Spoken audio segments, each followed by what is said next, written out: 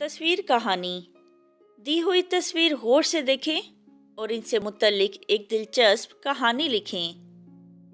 एक चींटी और टिड्डा दोस्त थे, लेकिन इन दोनों की आदतें मुख्तलिफ थीं। चींटी हर वक्त काम में मसरूफ रहती और टिड्डा फारिग बैठा बांसुरी बजाता रहता। शदीद गर्मी का मौसम था। चींटी सर्दियों के लिए अनाज जमा कर रही थी। एक दिन चींटी टिड्डे के पास से गुजरी तो टिड्डे ने चींटी को रोक कर कहा, बी चींटी, इतनी गर्मी में क्यों इतनी मुसीबत उठा रही हो?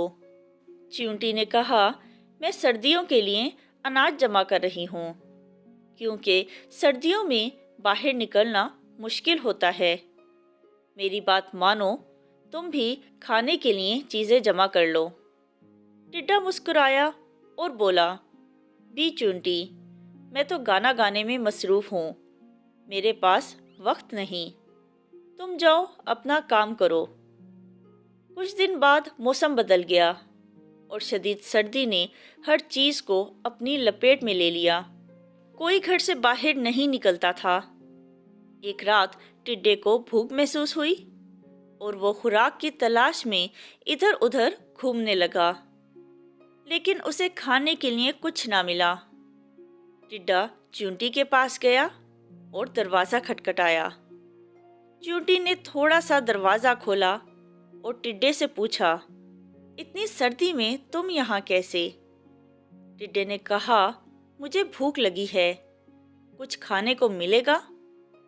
चींटी ने कहा, जब मैं तुमसे कहती थी कि अनाज जमा कर लो, तब तुम हंसते थे। तुमने गर्मियाँ गाने गाकर गुजार दी और कुछ जमा ना किया।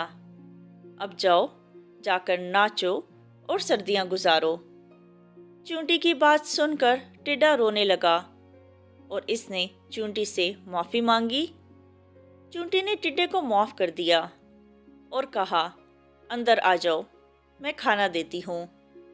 टिड्डा अंदर चला गया और चींटी ने टिड्डे के सामने खाना रख दिया। टिड्डा खाना देखकर खुश हो गया। इसने चींटी का शुक्रिया अदा किया। नतीजा, अक्लमंद वो हैं जो आने वाले हालात से निपटने की तैयारी पहले से करते हैं।